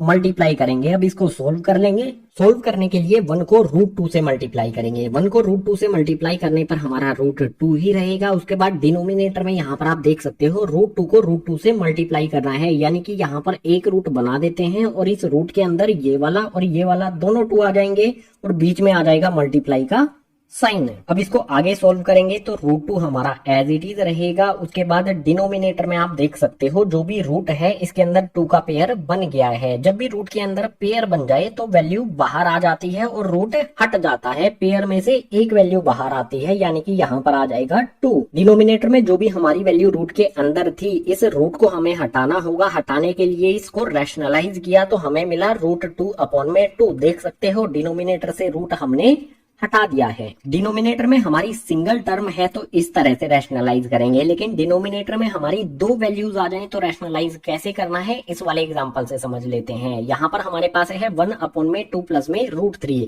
डिनोमिनेटर में जो भी हमारी वैल्यू रूट के अंदर दी गई है इसको रूट से बाहर निकालना होगा, तो रैशनलाइज करने के लिए यहाँ पर हम मल्टीप्लाई का साइन लगाएंगे। जो भी हमारी वैल्यू डिनोमिनेटर में है इसको ऊपर भी मल्टीप्लाई करेंगे, नीचे भी मल्टीप्लाई करेंगे, लेकिन एक छोटा सा चेंज करके। अगर यहाँ पर प्लस का साइन है तो माइनस साइन में चेंज कर देंगे और ऊपर और नीचे मल्टीप्लाई कर देंगे। अगर यहाँ पर माइनस साइन होता तो प्लस साइन लगा के ऊपर और नीचे मल्टीप्लाई कर देते। जो भी साइन यहाँ पर होगा उसको चेंज करके यहाँ पर ऊपर और नीचे मल्टीप्लाई कर देना है। यहाँ पर प्लस का है तो इसको चेंज कर देंगे माइनस में, मल्टीप्लाई करेंगे 2 माइनस में √3 और डिनोमिनेटर में भी 2 माइनस में √3। ऊपर और नीचे मल्टीप्लाई करने के बाद अब इसको सोल्व कर लेंगे। सोल्व करना आसान है। 1 को 2 माइनस √3 में मल्टीप्लाई करेंगे तो 2 माइनस √3 ही रहेगा, कोई भी चेंज नहीं आएगा। किसी भी वैल्यू में 1 मल्टीप्लाई किया जाए तो वो वैल्यू एज इट इज रहती है, कोई भी चेंज नहीं आता है। इसके बाद डिनोमिनेटर पर आ जाओ। डिनोमिनेटर में हमारे पास है 2 प्लस में √3, 2 माइनस में √3। पीछे वाले पेज पर जो आइडेंटिटीज हमने पढ़ी थी उनमें से किसी एक आइडेंटिटी को यहाँ पर अप्लाई किया जा सकता है। ये कुछ इस फॉर्म में हमें दिया गया है a प्लस में √b, उसके बाद नेक्स्ट वाले ब्रैकेट में है हमारा a माइनस में √b, और ये किसके इक्वल होता है a² माइनस में b के। तो यहाँ पर 2 प्लस में √3, 2 माइनस में √3, इसको सोल्व करेंगे तो a² माइनस b हो जाएगा। a हमारा 2 है, b हमारा 3 है। a यहाँ पर आ जाएगा हमारा 2, a का हमें स्क्वायर करना है तो a का हमने स्क्वायर कर दिया। इसके बाद माइनस का साइन लगा लेंगे, माइनस साइन के बाद b आएगा जो हमारा 3 है तो यहाँ पर लिख देंगे। अब इसको आगे सोल्व करेंगे तो ऊपर की वैल्यूज 2 माइनस में √3 एज इट इज रहेगी और डिनोमिनेटर में यहाँ पर आ जाएगा 2 का स्क्वायर, यानी कि 2 मल्टीप्लाई में 2, ये हो जाएगा 4 माइनस 3 एज इट इज आ जाएगा। इक्वल्स का साइन लगाएंगे, यहाँ पर 2 माइनस में √3, ऊपर वाली वैल्यूज एज इट इज आएंगी। उसके बाद जो भी डिनोमिनेटर में है उसको सोल्व करेंगे। 4 में से 3 को माइनस करने पर हमें मिल जाएगा 1। एक बात हमेशा ध्यान रखना, डिनोमिनेटर में अगर हमें 1 मिलता है तो उसको लिखना जरूरी नहीं होता है, यानी कि जो भी हमारी ये वैल्यू थी इसको रैशनलाइज जब हमने किया तो हमें मिला 2 माइनस में √3, यही हो जाएगा हमारा आंसर। डिनोमिनेटर को किस तरह से रैशनलाइज किया जाता है इससे रिलेटेड एग्जाम में हमेशा क्वेश्चन आता ही आता है। सो अच्छी तरह से इस कॉन्सेप्ट के हमने 2 एग्जांपल यहाँ पर ले लिए हैं, तो रैशनलाइज द डिनोमिनेटर वाला कॉन्सेप्ट हो जाता है कंप्लीट। अब इस चैप्टर के इंट्रोडक्शन में एक कॉन्सेप्ट आता है कंस्ट्रक्शन से रिलेटेड, उसको समझते हैं नेक्स्ट पेज पर। सपोज कीजिए हमारे पास एक इरेशनल नंबर है √9.3, रूट के अंदर डेसिमल की फॉर्म में है। अगर इसको नंबर लाइन पर शो करना है तो उसके लिए कौन से स्टेप्स हमें फॉलो करने होंगे। √9.3 को नंबर लाइन पर रिप्रेजेंट करने के लिए सबसे पहले स्केल लेंगे और हम ड्रॉ करेंगे 9.3 सेंटीमीटर की एक लाइन। सो ये यहाँ पर है 0, यहाँ से यहाँ तक हो जाता है हमारा 9.3। हमने एक लाइन ड्रॉ कर दी है। जो भी हमारा ये वाला पॉइंट है A हो जाएगा, ये वाला पॉइंट है B हो जाएगा। इस पॉइंट को थोड़ा सा हाईलाइट भी करके रखेंगे। अब जो भी हमारा B पॉइंट है इस पॉइंट से 1 सेंटीमीटर आगे बढ़ा देंगे, इस लाइन को एक्सटेंड कर देंगे। सो यहाँ पर मैंने ये स्केल रखा, लाइन को मैंने 7 यहाँ पर है, 8 तक इस लाइन को आगे बढ़ा देते हैं। ये हमारा A पॉइंट, ये हमारा B पॉइंट और ये पॉइंट हो जाएगा हमारा सी। जो भी हमारी ये ए सी लाइन बनी है इसका मिड पॉइंट हमें ढूंढना है। मिड पॉइंट ढूंढने के लिए ए सी का करेंगे perpendicular bisector draw. Perpendicular bisector draw करने के लिए जरूरत होगी हमें कंपास की। सो सिंपल है, सी पॉइंट पर हमें रखना है कंपास को, आधे से ज्यादा इसे ओपन करके एक बड़ी सी आर्क ऊपर की तरफ लगा दो, बड़ी सी आर्क नीचे की तरफ लगा दो। इसी तरह से ए पॉइंट पे रखेंगे, उतना ही कंपास को खोले रखेंगे, ऊपर वाली आर्क को कट कर दो और नीचे वाली आर्क को भी कट कर दो। जहां पर भी ये दोनों आर्क ऊपर और नीचे एक दूसरे को कट करती हैं, इनसे होती हुई एक स्ट्रेट लाइन यहाँ पर ड्रॉ कर देंगे जहां पर भी एक दूसरे को क्रॉस करती हैं। सो यहाँ पर मैंने स्केल रखा है, जहां पर भी आर्क से एक दूसरे को कट करती हैं, इससे होती हुई एक सीधी लाइन हमने ड्रॉ कर दी है। जो भी हमारा ये वाला पॉइंट है, इस पॉइंट को नाम दे देंगे ओ। इसे नेक्स्ट स्टेप करने के लिए फिर से जरूरत होगी इस कंपास की। कंपास की टिप को रखेंगे ओ पॉइंट पर और इसे ओपन कर लेंगे ए वाले पॉइंट तक। इतना ओपन करने के बाद जो भी हमारा ये ए पॉइंट है, यहां से होती हुई एक बड़ी सी आर्क ड्रॉ कर देंगे जो हमारे सी पॉइंट पर एंड होगी। ये हमारी एक बड़ी सी आर्क हमने ड्रॉ कर दी। इस वाले पॉइंट पर कंपास की टिप को रख के ये एक सेमी सर्कल बन गया। अब जो भी हमारा ये बी पॉइंट है, इस बी पॉइंट पर 90 डिग्री का एंगल बनाएंगे। 90 डिग्री एंगल बनाने के लिए डी वाला स्केल हमारे पास है जिसे प्रोट्रैक्टर कहते हैं। इसको बी पॉइंट पर रखेंगे, 90 डिग्री जहां पर भी होता है इसके लिए पॉइंट लगा देंगे। ये वाला पॉइंट हो जाता है 90 डिग्री के लिए। अब जो भी हमारा बी पॉइंट है, यहाँ से एक लाइन ड्रॉ करेंगे इस पॉइंट के लिए, लेकिन इस पॉइंट तक नहीं करेंगे। स्केल रख के बताता हूं कहां तक लाइन ड्रॉ की जाएगी। सो बी पॉइंट से इस पॉइंट को हमने मैच कर लिया है। जो भी बी पॉइंट है, यहां से हम लाइन स्टार्ट करेंगे और इसे ऊपर तक लेकर जाएंगे जहां पर ये इस बड़ी सी आर्क को टच करेगा। सिर्फ यहां तक ही ड्रॉ किया जाएगा। इस पॉइंट से मैच करके हमने बी पॉइंट से यहां तक लाइन ड्रॉ कर दी। ये हमारा एंगल बना है यहाँ पर 90 डिग्री का। इसके बाद जो भी हमारी ये लाइन ए सी है, इसी लाइन को आगे की तरफ एक्सटेंड कर देंगे, इस तरफ बढ़ा देंगे। सो स्केल रख के इसे आगे की तरफ बढ़ाते हैं। मेजरमेंट करने की जरूरत नहीं है, जितना भी आगे एक्सटेंड कर सकते हैं कर देना है। इसके बाद जो हमारा नेक्स्ट स्टेप होगा, उसके लिए जरूरत होगी हमें फिर से कंपास की। कंपास को बी पॉइंट पर रखना है और जहां पर भी ये परपेंडिकुलर इस आर्क को टच करता है, यानी कि ये वाला पॉइंट, इस पॉइंट तक कंपास को ओपन कर लेना है। यहां तक मैंने इसे ओपन कर लिया। अब एक आर्क लगा देनी है हमें इस लाइन पर, जो भी हमारी हॉरिजॉन्टल लाइन है। जहां पर भी ये आर्क हमारी इस लाइन को टच करती है, उस पॉइंट को नाम दे देंगे ई। और जो भी हमारा ये वाला पॉइंट है, इसको भी नाम दे देते हैं डी। डी पॉइंट पर कंपास रख के डी पॉइंट से एक आर्क हमने ड्रॉ कर दी है जो इस लाइन को ई पॉइंट पर टच करती है। अब जो भी हमारा बी से ई तक का डिस्टेंस होगा, उसी को कहेंगे हम रूट 9.3। इस तरह से हमारा कोई इरेशनल नंबर है, डेसिमल में रूट के अंदर दिया गया है। जैसे यहाँ पर हमें 5.3 दिया जा सकता था, रूट के अंदर हमें यहाँ पर 3.5 दिया जा सकता था। जो भी हमारे ये नंबर्स हैं, इस तरह से इन सभी नंबर्स को नंबर लाइन पर शो किया जा सकता है। जो भी स्टेप्स यहाँ पर इस कंस्ट्रक्शन में फॉलो किए गए हैं, आपको भी वही सेम स्टेप्स फॉलो करने हैं। और जो भी इस तरह के नंबर्स हैं, उन नंबर्स को नंबर लाइन पर इजीली शो कर सकते हैं। इरेशनल नंबर से रिलेटेड ये वाला कॉन्सेप्ट हो जाता है कंप्लीट। इंट्रोडक्शन का लास्ट कॉन्सेप्ट, उसके लिए मूव करते हैं नेक्स्ट पेज पर। चैप्टर का लास्ट कॉन्सेप्ट आता है laws of exponents of real number. इससे रिलेटेड कुछ आइडेंटिटीज हैं, इनका यूज करेंगे एक्सरसाइज 1.6 के क्वेश्चंस को सोल्व करने के लिए। सो एक एक करके एग्जांपल के साथ समझ लेते हैं। सबसे पहले यहाँ पर दिया है ए की पावर m डॉट ए की पावर n इक्वल्स टू में हो जाएगा हमारा ए की पावर m प्लस में n, यानी कि हमारी कोई वैल्यू है a यहाँ पर भी और यहाँ पर भी, इन पे पावर अलग अलग है। इस डॉट का मतलब होगा ये एक दूसरे के साथ मल्टीप्लाई में है। अगर ये मल्टीप्लाई में है तो जो पावर है वो ऐड हो जाएगी। एग्जांपल से समझा देता हूं। जैसे यहाँ पर हमारा 2 है, इसकी पावर 2 है, इसके बाद डॉट लगा हुआ है, और यहाँ पर 2 है, इसकी पावर 3 है। और इस डॉट का मतलब होगा मल्टीप्लाई। या तो आप डॉट लगा सकते हैं या फिर यहाँ पर मल्टीप्लाई भी लिख सकते हैं। जब वैल्यू एक दूसरे के साथ मल्टीप्लाई में होगी तो पावर एक दूसरे के साथ ऐड हो जाएगी, तो हमें रिजल्ट जो है वो मिलेगा। सबसे पहले तो यहाँ पर 2 आएगा। आइडेंटिटी के अकॉर्डिंग क्या होगा, यहाँ पर जो भी हमारा a है, यानी कि ये वाली वैल्यू है, वो आ जाएगी, और m प्लस में n जो भी हमारी पावर है वो ऐड हो जाएगी। पावर यहाँ पर 2 है और यहाँ पर 3 है, तो इसको ऐड कर देंगे, 2 प्लस में 3 हो जाएगा। इसको सोल्व करेंगे, 2 की पावर कितनी हो जाएगी हमारी, 2 प्लस में 3, ये हो जाएगी हमारी 5 और 2 की पावर 5 का मतलब होगा 2 मल्टीप्लाई में 2 मल्टीप्लाई में 2 मल्टीप्लाई में 2 मल्टीप्लाई में 2।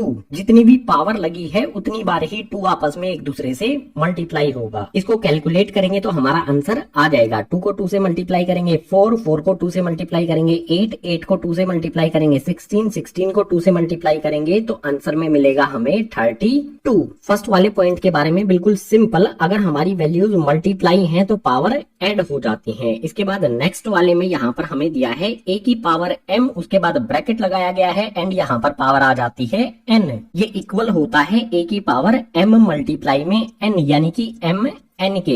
इससे रिलेटेड भी एक एग्जांपल देख लेते हैं। सपोज कीजिए यहाँ पर हमारा ये 2 है, इसकी पावर यहाँ पर 2 है, इस पे हमने ब्रैकेट लगा दिया। इस ब्रैकेट के बाहर एक और पावर यहाँ पर लगाई गई है 3। देख सकते हो ये कुछ इसी फॉर्म में है। a की पावर m है, ब्रैकेट लगाया गया है और पावर n है। ये हमारा a हो जाएगा, इसकी पावर ये m हो जाएगी और ये n हो जाएगी। जब इसको हम सोल्व करेंगे तो क्या होगा, हमारा a की पावर m n यानी कि m मल्टीप्लाई में n हो जाएगा। सबसे पहले a यानी कि 2 आ जाएगा हमारा। अब जो भी पावर है ये एक दूसरे से मल्टीप्लाई हो जाएगी। 2 को 3 में मल्टीप्लाई करेंगे तो यहाँ पर आ जाएगा हमारा 6 और 2 की पावर 6 का मतलब होगा 2 मल्टीप्लाई में 2 मल्टीप्लाई में 2 मल्टीप्लाई में 2 मल्टीप्लाई में 2 मल्टीप्लाई में 2। जो भी हमारा 2 है वो 6 बार आपस में ही मल्टीप्लाई हो जाएगा। जब इसको सोल्व करेंगे तो हमें मिलेगा 64 में हमारा आंसर। ये हमारा आंसर हो जाएगा। इससे नेक्स्ट यहाँ पर है a की पावर m अपॉन में a की पावर n। ये इक्वल होता है a की पावर m माइनस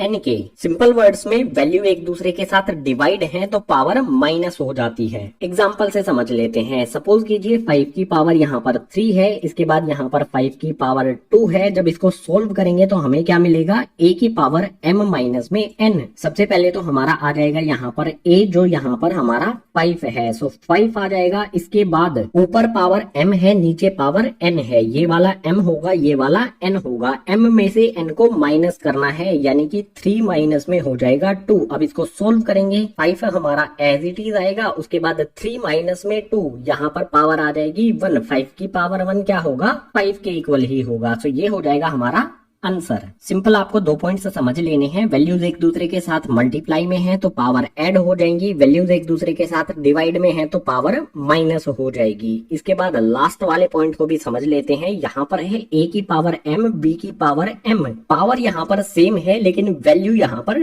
अलग अलग है। ये इक्वल होगा a b की पावर m, यानी कि जो पावर है यहाँ पर कॉमन आ जाएगी और जो भी हमारी वैल्यूज हैं वो एक दूसरे के साथ मल्टीप्लाई हो जाएंगी। इसके लिए भी एग्जाम्पल ले लेते हैं। सपोज कीजिए हमारे पास 2 है, इसकी पावर है 3, इसके बाद हमारे पास 3 है, इसकी पावर भी 3 है। आप देख सकते हो वैल्यूज हमारे पास अलग अलग हैं लेकिन पावर यहाँ पर सेम है। जब इसको सोल्व करेंगे तो जो भी हमारी वैल्यूज हैं वो इकट्ठी हो जाएंगी, यानी कि एक दूसरे के साथ मल्टीप्लाई हो जाएंगी। ए बी का मतलब होगा a मल्टीप्लाई में b। a हमारा 2 है, b हमारा 3 है। 2 को 3 से मल्टीप्लाई करेंगे तो ये हो जाएगा हमारा 6। अब a और b पर जो भी पावर m लगी थी, सेम पावर लगी थी, वो इस 6 पर लग जाएगी जैसे यहाँ पर लगी हुई है m। यहाँ पर पावर आ जाएगी हमारी 3। अब इसको सोल्व कर लेंगे। 6 की पावर 3 का मतलब होगा 6 मल्टीप्लाई में 6 मल्टीप्लाई में 6 को 6 से मल्टीप्लाई करेंगे तो ये हो जाएगा 36। 36 को 6 से मल्टीप्लाई करेंगे तो ये हो जाएगा हमारा 216। ये हो जाएगा